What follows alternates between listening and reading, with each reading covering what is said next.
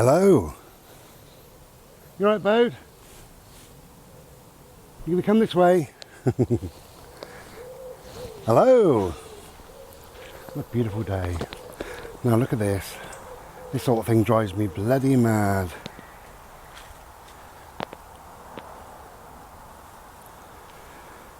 Honestly, the amount of masks and gloves that I've seen discarded over the last 2 years has probably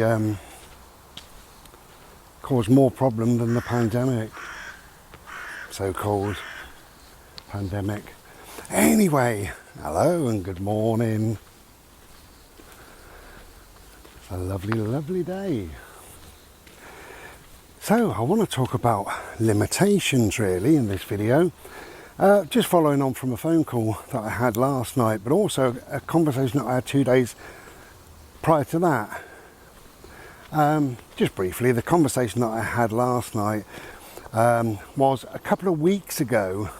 An old friend of mine who's he's very much stuck in his kind of ways, you know, doing his oh, a load of people. I might have to put them on a lead. Hold on. Okay, we're back. So, following on from 2 conversations, one of them from a friend of mine, an old friend of mine, who's very much stuck in the mud. He's kind of does the same in life as he always did, and that's fine if he's happy. But a couple of years ago, probably 3 years now, we was chatting on the phone, and he just said that he was unhappy really, fed up of you know, working in the same place and what have you. He did say he goes in and has the same conversations with the same people each and every day, and I think that was getting to him a little bit. And I said, you're capable of doing anything, you know. You are not your job, and don't let it define you, and think about what it is that you do want to do. And I made a video about him at the time because he said something really, really sad. He said, I know my place. Those 4 words, I know my place. Well, I'm not sure what that meant, and we had a conversation around it, and he couldn't really elaborate. He just said that, you know, he knows his place, whatever that might mean to him. Anyway, life has moved on. A few weeks later, a few weeks ago, so this is like 3 years on, nearly, he was offered another job. He's working at the same company, same firm, so that's good for him. And it's more money, same hours, a little bit more responsibility, a bit more of an interesting job. And I think he'd be great at it. So he phoned me up and he said, guess what, you know, and he said they've virtually offered me this job. Got 2 weeks and got to give them an answer. And I said, you know, jump at it. Anyway, so he phoned up and he said, yeah, I'm not taking that job. I said, why not? And he said, well, I know my job. And I said, but you told me 3 years ago you were unhappy in your job. And he said, yeah, well. And that's all he said was, yeah, well. I said, okay. And then I said, you know, as long as you're happy. And I thought, what am I saying? No, he's not happy. But he's not going to do anything to change it. He's, for some reason, built this limitation around him. And this limitation now kind of defines who he is, what he can do, how far he can push himself, whether or not he can step outside his comfort zone. Sadly, none of those are applicable. Anyway, that's that one person. Then another one that I can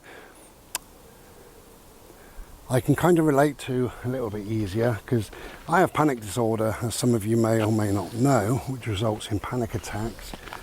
Panic disorder, I don't allow it to define me, but it's like heightened anxiety, I suppose we could call it.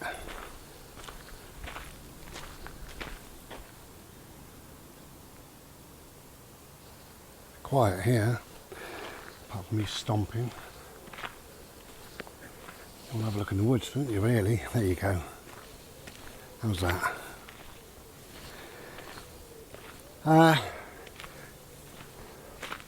So my friend, a female friend, said, I've got a doctor's appointment in 4 weeks' time and I'm starting to worry about it. So I said, what are you worrying about? Anyway, it turns out that her dentist lays her, rather than laying her flat, he lays her kind of feet higher than her head, and she don't like it. And she said when they spray water in her mouth, she feels like she's drowning. So I said, well, you need to tell them. You absolutely do. Because they can curtail how they do things, they can chop and change things, you know. I'm a great believer in looking at things three ways, really, you know, three things. Okay, so I said to her, you're worried about the dentist, so tell me the three things. And actually it was just one thing. And it was how they lay her in the chair, in the whatever you want to call it.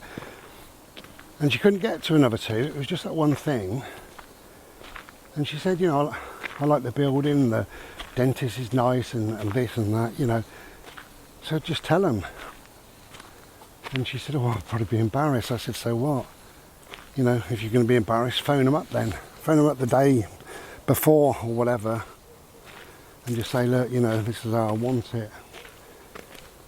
You know, it's your life, it's your body, it's your mind. You've got to do what is comfortable for you. Come on, love. What are we waiting up there for? Do you want to go that way? Don't you go licking. I'm watching. Oh. Come on then, this way. No, this way. Bode, this way. Thank you. This way. Where are you? This way. Good Lord.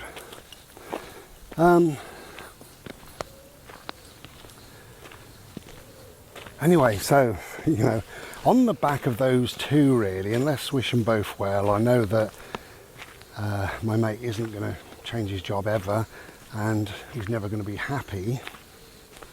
And I'm hoping that my female friend will be brave enough just to say, you know, I struggle a bit with this, so can something be changed for me? Can you help me? Good boy. You know, because it's important. It's important to be comfortable. Hello, you. Oh, look at you. Come here. Come here, you cheeky. Oh, that dog's going that way, so we can now go that way. That's what I was hoping on.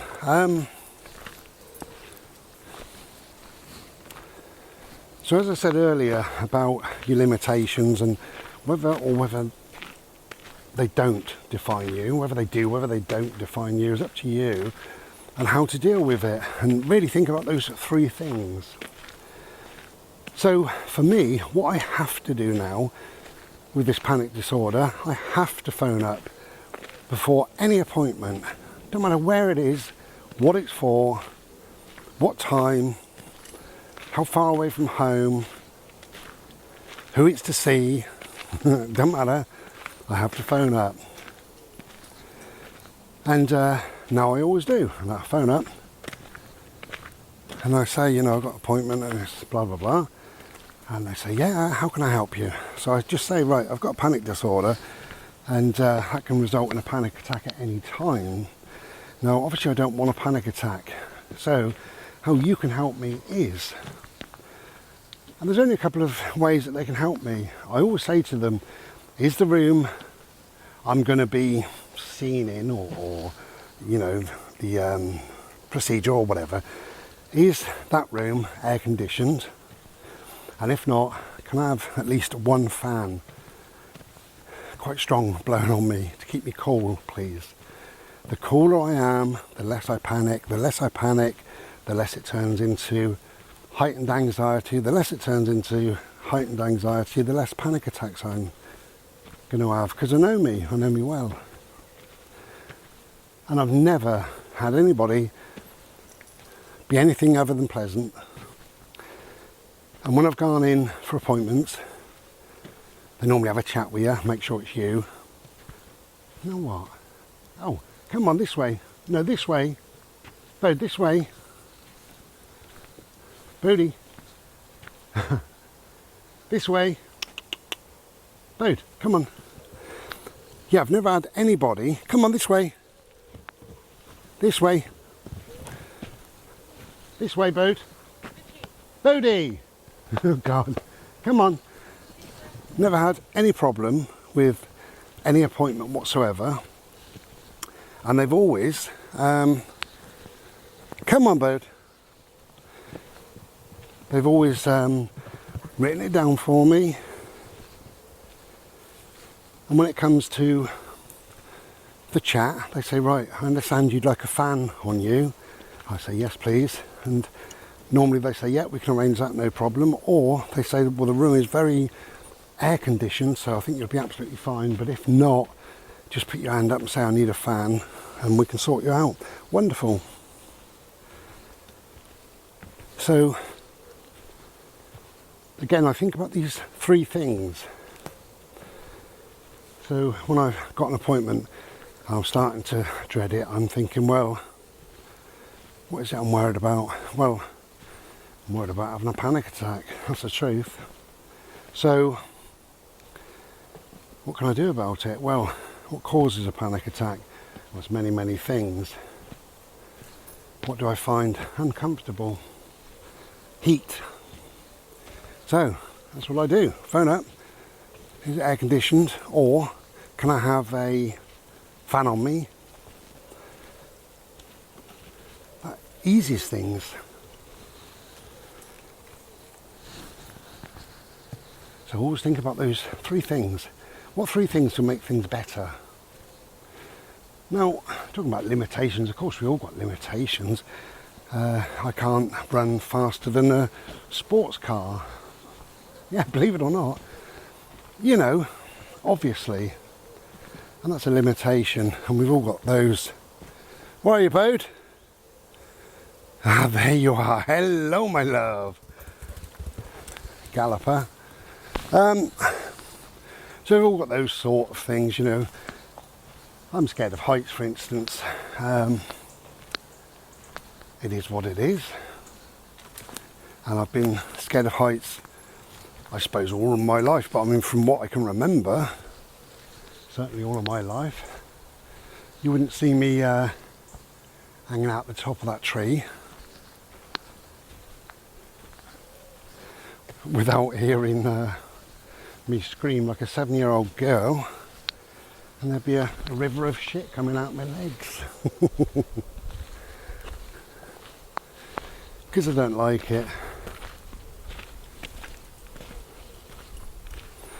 But of course it doesn't define me. You know, that's not, if you ask somebody to, what is the definition of Bri? You know, they're not going to say, oh, number one, he's scared of heights. They're not going to say that. You know, it doesn't define me. And if I needed to go up high for some reason, you know, I could just about. I don't like lifts, you know, I get quite claustrophobic. But I do go in lifts at hospitals. And I think, well, it's going to be over soon, you know, that's that. So, yeah, I kind of forced myself in. Done, you know. And then you feel quite proud, really. But you don't let it define you, even if it's one of those things that does cause difficulties and problems and what have you.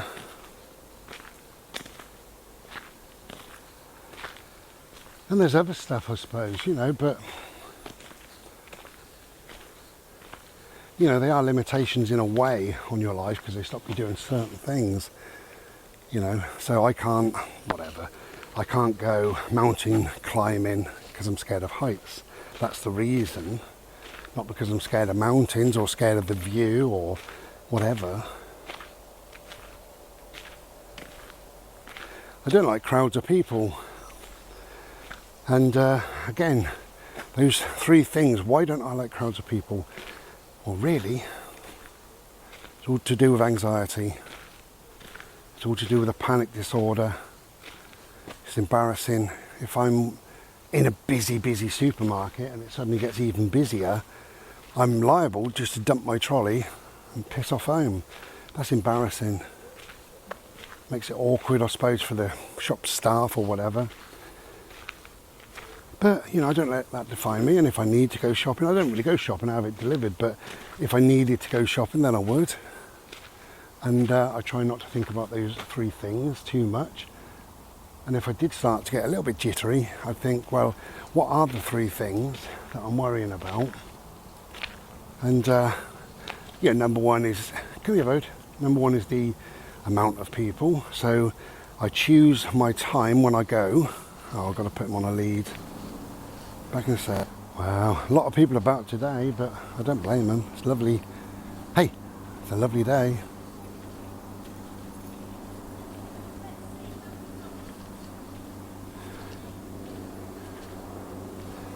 So, wherever I got to, limitations. Go on, Bode.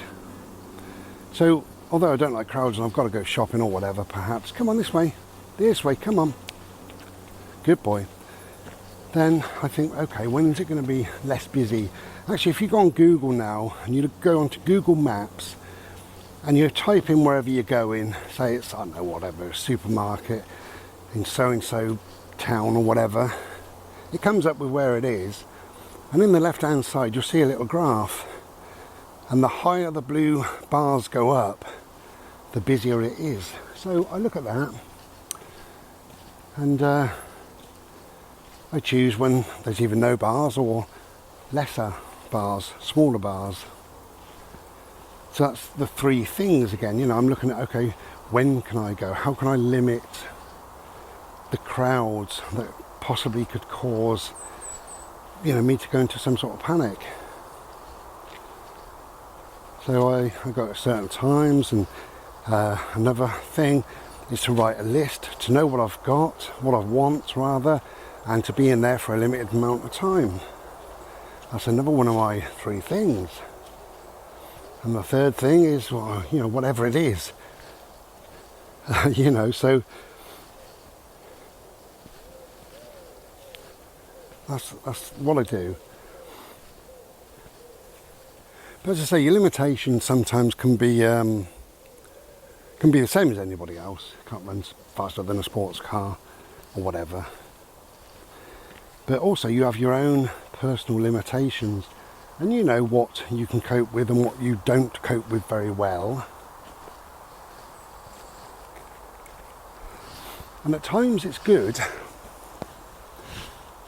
to try and push the boundaries a little bit, so that you really don't become defined as, oh, this is Bri, you know, he's a bit jittery when he's with a lot of people.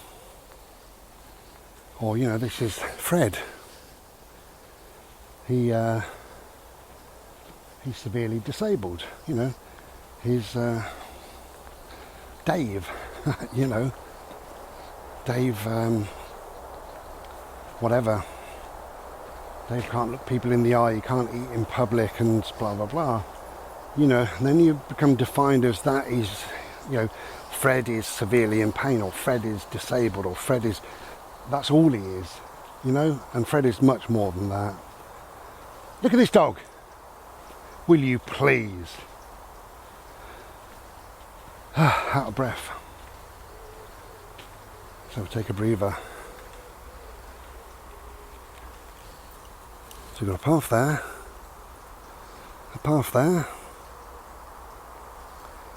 and a path there. But I can hear a road that way, so we go down that one or that one.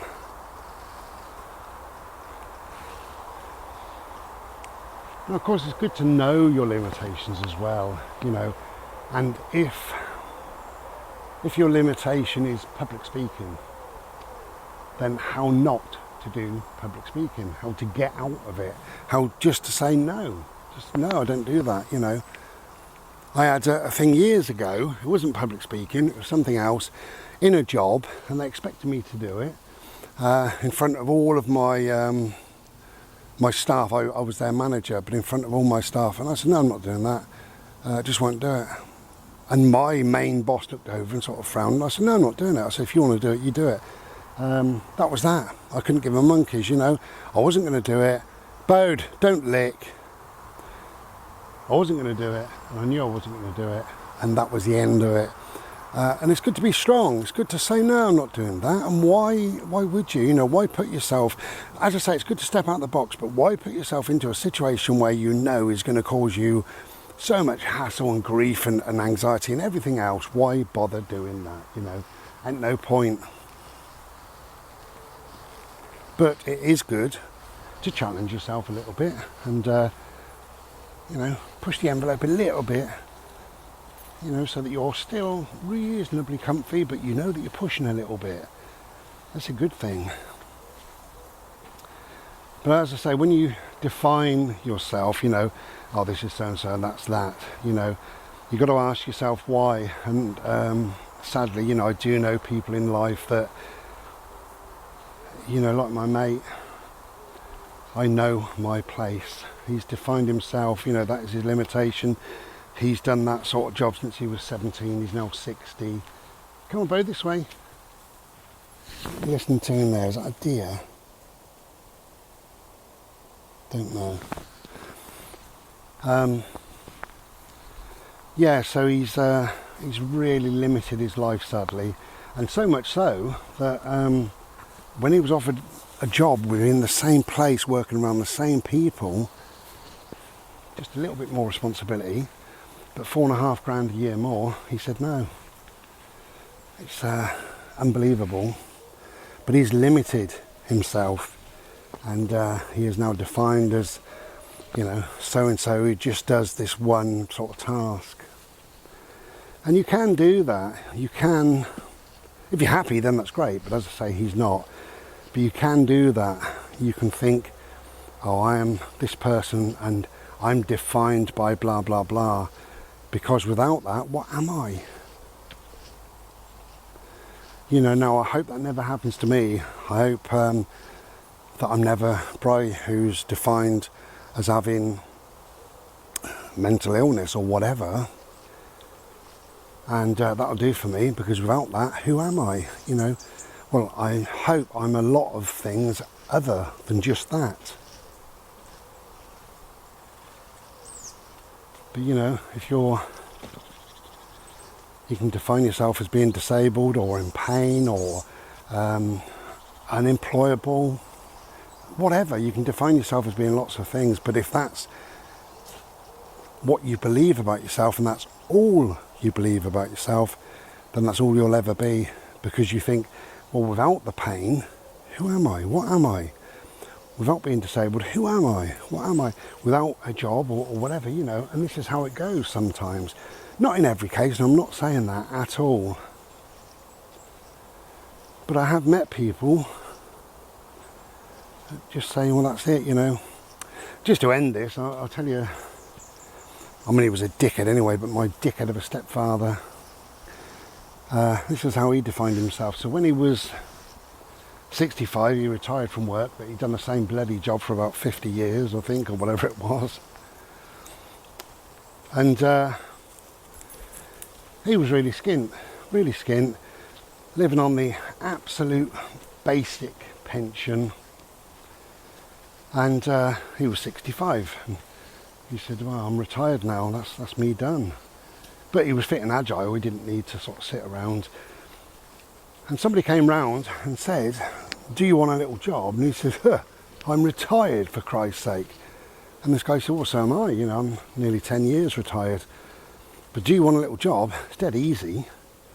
But this company is paying a lot of money. And he said, don't you listen, I'm retired. And the bloke said, oh, well, if you're not interested, you're not interested. I mean, it was a lot of money. It was like 700 quid a week. So he let it up. He just let it go because he defined himself. His limitations was, I'm retired, that's the end of it. Absolutely ridiculous. Anyway. Try not to limit yourself. Come here, bird. Come here. Yeah, try not to be defined by who you think you are and just push a little bit, you know. And yeah, if you're severely disabled or whatever, what else are you other than that? Maybe you're an artist, maybe you do some form of craft, or are you writing a book? Could you hold a coffee morning where you live? Who knows, you know? Could you do a little bit of something? Cooking, gardening? Who knows? It's worth thinking about. Anyway, take care. We'll be back another day. Cheers. Be well.